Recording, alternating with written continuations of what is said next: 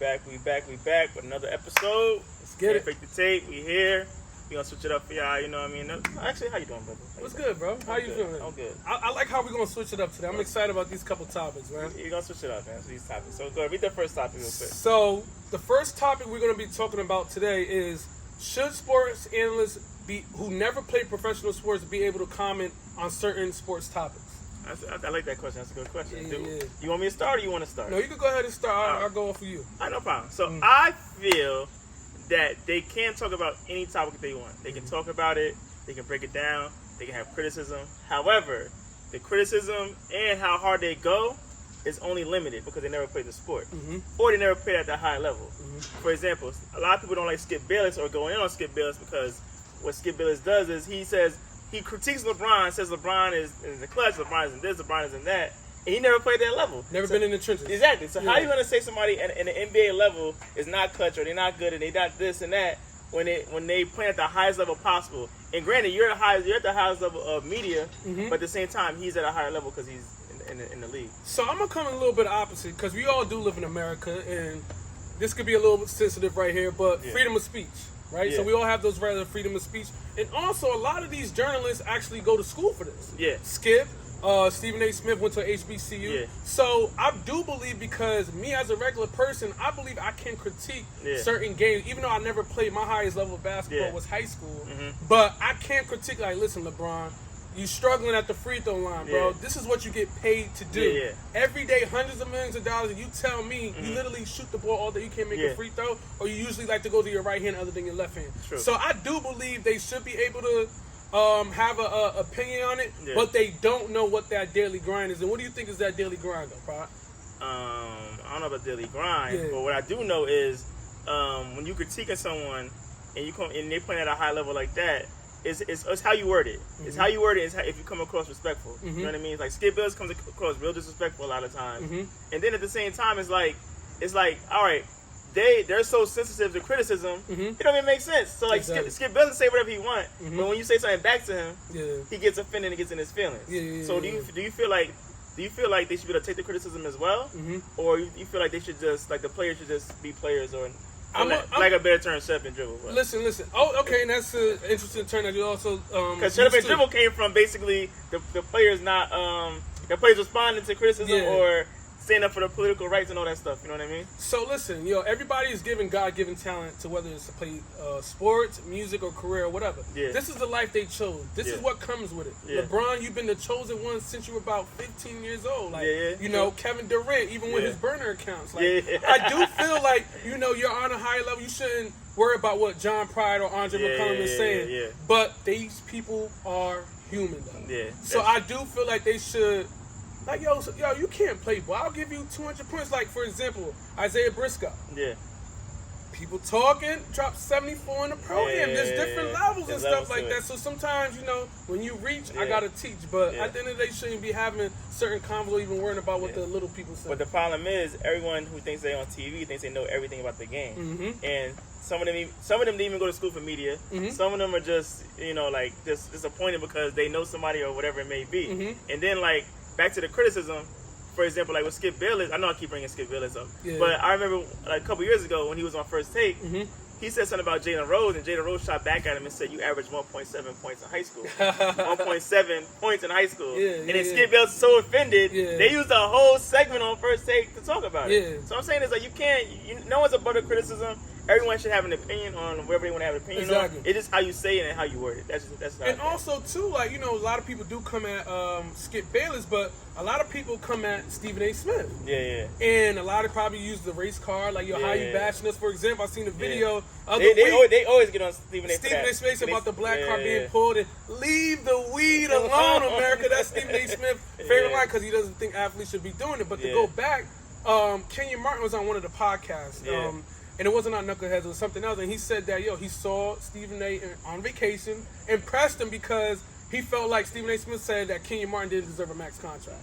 So I think it's both sides. They feel some type of way, but, it is freedom of speech. But Yeah, don't worry about and then athletes, they honestly they really don't care about the criticism. Mm-hmm. They give them critique their whole lives and since they were young age, because usually they're like a prodigy or like, oh wow, you're gonna be the next big thing. Yeah. But when you start talking about somebody's money and start talking about somebody's what they should earn and their earning potential, then that's the problem. And also too, like Kenyon Martin, came from a rough background. I was watching him on the Knuckleheads podcast. Like his testimony is dope. Yeah. So he's kind of like, Stephen A. Man, I'm a black man in America. Like I made it. Like why you trying to take money out my kid's mouth and so I understand that perspective. And to double back up for that, in college, Kenyon Martin broke one leg, got drafted first overall. The next year broke the other leg. I'm saying, so you know what I mean? His mobility and everything maybe wasn't as there when he was as younger, but at the same time, he's probably when Stephen A. says he doesn't deserve a MAC contract, it's like, people already having doubts about my playing ability, and then you have the power to say whatever you want to say in front of all these people, and you pushing a narrative, true or false, like back to Skip Bayless. he pushed the narrative. Yeah. He pushed the narrative where LeBron is in clutch. Yeah. But you can pull up a million big shots of LeBron making big shots. Exactly. And he was calling LeBron 75 cents, like he can't give 100% like $1. Like Skippy talking crazy, but and then it blew up on another day. To segue to the next topic, he was talking about Bronny James. Okay, let's get into that. He was basically critiquing Bronny James Jr. When he dunked on my man from I think it's from France. Yeah, for France. It was under 18. Yeah, under 18 tournament. So he literally went to the rack, went to the left side, but he dunked with the right hand. It was a beautiful dunk. So he went on Twitter and he commented and said basically like, oh, LeBron would have dunked it left-handed. Yeah. He should have went to the rack. What do you think of that? What's your comments on that? First of all, family and kids are off limits. Yeah. And I'm not going to even go with the situation with Russell Westbrook's wife going back at it with Skip Bayless, but that's a whole different topic. Yeah. But I'm very impressed with Bronny. Yeah. You know what I mean? I'm very impressed. I think he's going to go to Duke. I'm a Duke Blue Devil. I think Coach K is going after him, but he also has a lot of schools from the West Coast, like UCLA. Yeah. I do think he's going to do 1 year school though. Okay. I don't think he's going to do the G League like Zaire Wade, Dwayne Wade's son. But I like his IQ. They say he plays both sides of the floor. Yeah. This is his senior year. I want him to go get a bucket. I want to see if he can get 30 consistently. Yeah. But he is like an all-around player, something similar to his father. How do you feel about Bryce though? Bryce is really good. I think Bryce has the potential to probably be better than Bronny, but I think Bronny's athleticism takes him to another level. So Bryce isn't as athletic, but Bryce has all the other intangibles. Like Bryce can shoot better. Bryce is a better passer, better vision. But like I say, he's a lot slower. Bronny plays defense. I'm not saying Bryce doesn't, but Bronny can play both sides of the floor. He's more athletic. He jumps out the gym. But Bryce looks like he's going to be probably LeBron's height. He looks pretty tall. 6'6" right now as a sophomore. Correct. And Bronny is but he's like 6'2", 6'3". So if he gets to 6'4", they hoping for that. You know what I mean? Exactly. And that growth spurt he had was crazy with Bryce. But I also remember saying like LeBron said that Bryce is the best shooter out of the three of them when Bryce was a little kid. Yeah. So that's interesting. I'm like, I hope them both wish the best, but I do think that Bronny needs 1 year school. So what do you think Bronny? Do you think Bronny's going to the NBA? Yeah, he's going to the NBA. First of all, off his father's name, yes. I do believe that all NBA players' sons go to the league off of their father's name, and there's nothing wrong with using your resources, first of all. I disagree. But, for example, like Zaire Wade's son. But he's not. But no. G-League now. His father's on the No. You said first of all, it's Dwayne Wade's son, Zaire Wade. Okay. Not Dwayne Wade's son. Okay. That's Zaire Wade's son. That's one. Two. He didn't make the NBA. And his father is a part owner. He didn't make the NBA. He made the G League. So that's not a part of the NBA? That's not the NBA. It's a G League. It's two separate entities. Okay. That's like saying Cheesecake Factory and Girls the same thing. It's two different places. I bet. So I always thought it was a counterpart of each other. So if you made the G League, you want to tell people you went to the NBA? Yeah. No, you. Because it's the baby brother league. So they're gonna say, okay, what channel you come on? What you gonna say? ESPN Deportes? It's still in ESPN. Still national TV, bro. All right, bro, you got it. I mean, but I get what you. To go back to your topic though, to the topic at hand though, I do feel like a lot of these NBA players, they do have more resources and they use it off their parents' name. But LeBron is individual where he shows talent that he can play on a high level. Okay, so KJ Martin, he's in the NBA because his father? Yeah, he's only athletic. Genes. He doesn't do nothing more. Okay, so like a bucket. Okay, Carlos Boozer's sons, they both going to Duke, right? The twins. Okay, they're better than Carlos Boozer right now. They'd be lottery picks right now. They're not even in college. So next year, when they go to Duke, they're going to be one and done. Okay. They're going to the lottery. It's like it's 100% lock. Both of them are going to be lottery picks. Do you think they would have been lottery picks without their fathers in the Boozer name? They ain't going to Duke. Yes, 100%. Okay.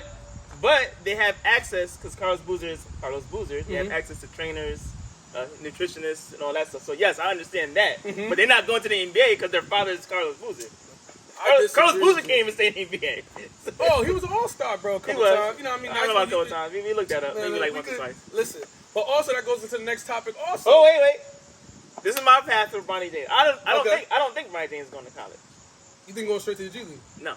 Overseas? Yes. I think going to Australia. The same way LaMelo did it. Okay. LaMelo went to Australia. I think he's going to the same Australian league, NBL. He's going to go there, ball out, make a name for himself, play on a really good team. That's probably one of the best leagues for like people, younger kids. He's not a kid, but younger men. Okay. You know what I mean? I think he's going to go there, ball out, and then do his thing. Okay, cool. Now let's talk. Take it away, Dre. Listen. Now this same thing with Jalen Brunson. Now his father was in the league also. Correct.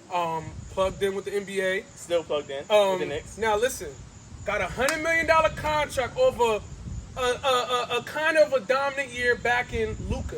Do you think, for all of our followers who's diehard Knicks fans, shout out to Tex. I have no idea why. I already know y'all Knicks fan. I'm a diehard Laker fan.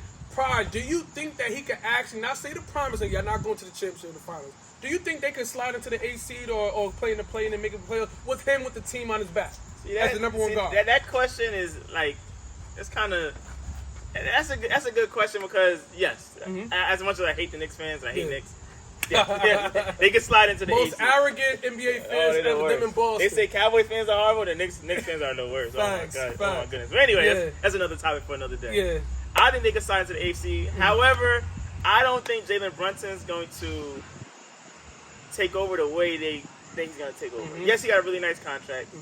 He's a really talented guy, but it's always easier to play next to the guy instead of being the actual guy. The actual guy. You know what I mean? Like, you can ball out like Jaylen Brown had a great postseason, but he's also playing next to the guy, Tatum. Yep. So Tatum could be off, and you getting open shots. You know what I mean? It's another thing when they keying on you, trapping you, playing you full court. Yeah. You know what I mean? Denying you the ball. Yeah, game plan. Because you that guy. You know, what do you think? I think that even though Jalen Brunson originally from New Jersey, so listen, I want anybody from Jersey, from the town, to be successful, but that 82 grind season. Yes. Back-to-backs. You know, practices, dealing with the media of New York. I always said the 3 hardest places to play in any sport is LA, Boston, and New York. You know, because of the high expectations. Can he deal with the fans booing him sometime? Because I seen Julius Randle one time, they were booing him, and the Knicks came back, and he did this to the fans. So can he live up to that 82 grind with the expectation with the media hounding you and the ruthless fans? I wish him the best, but I don't think he proved himself so much in Dallas, and also like what you said, playing behind, to me, the best point guard overall in the game. You know, some people say Steph, but I'll say Luka, how he controls the game and stuff. It's easier coming off the bench to just get a bucket. Now I got to set up RJ, Julius Randle, Quinley, all these other guys. I don't know if he can handle the media and the expectation of the fans, though. No, I agree with that. I don't know, and I think they have high expectations. Hopefully, he can live up to them because he seems like a nice guy. He got a big bag. Hope he uses it well. Exactly. But like I said, all that money comes with expectations. No matter who your father is, who your uncle is, none of that stuff matters. You know what I mean? At the end of the day, you got to play on the court. Yeah, get a bucket. You got to show and prove. Exactly. So that's it for us today. You know, thank y'all for tuning in. Make sure y'all subscribe. Shout out to my man John Pride. Let's get right, Dre. Catch y'all the next time. Be easy. Peace.